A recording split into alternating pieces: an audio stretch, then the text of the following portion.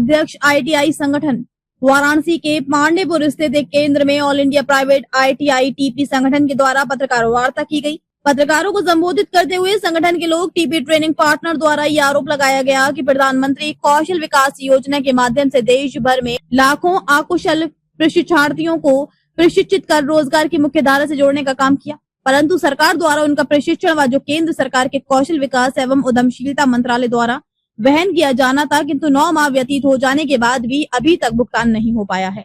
सभी संचालकों ने प्रशिक्षकों का वेतन, बिजली bill, tools, requirements and machinery करके किया जाना, इंफ्रास्ट्रक्चर इत्यादि का व्यय स्वयं के मध्य से किया। इस हेतु धन का प्रबंध विभिन्न स्रोतों से लोन लेकर पूर्ण किया गया।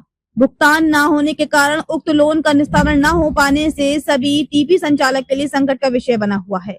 इस संदर्भ में देश भर से इकट्ठे हुए टीपी संचालकों ने वार्ता के माध्यम से अनुरोध किया कि सरकार 15 नवंबर 2025 तक उपरोक्त सभी समस्याओं का निस्तारण करे, अन्यथा की दशा में टीपी संचालकों का सरकार पर भरोसा उठ जाएगा।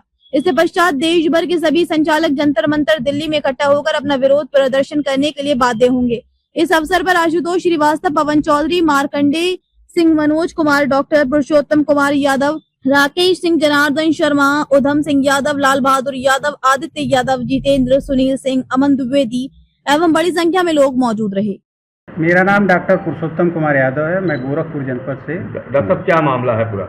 मामला ये है कि प्रधानमंत्री कौशल विकास योजना नाम से एक भारत सरकार द्वारा बेरोजगार लोगों को प्रशिक्षित करने की एक कार्यक्रम चलाया जाता है, और इस कार्यक्रम के तहत पूरे देश में ऐसे बच्चे जो कहीं जॉब नहीं करते हैं, बेरोजगार हैं, उनको एक कौशल का प्रशिक्षण देकर उनको रोजगार की मुख्य धारा में लाया जाता है। इसके लिए भारत सरकार सहयोग करती है।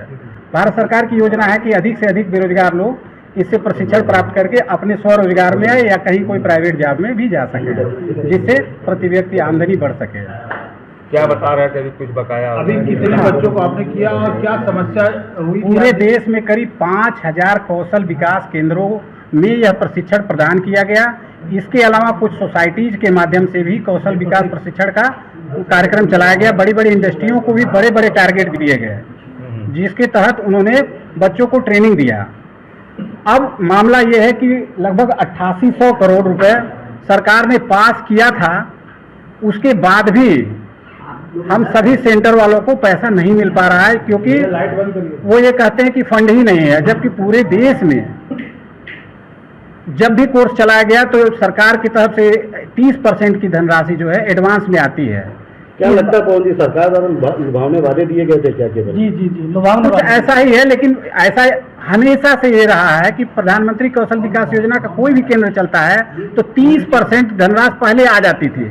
जो भी तय हो जाता था उसका 30% धनराशि आ जाती थी, उसके बाद उस पैसे से प्रशिक्षण होता था। लेकिन इस बार वो पैसा नहीं आया।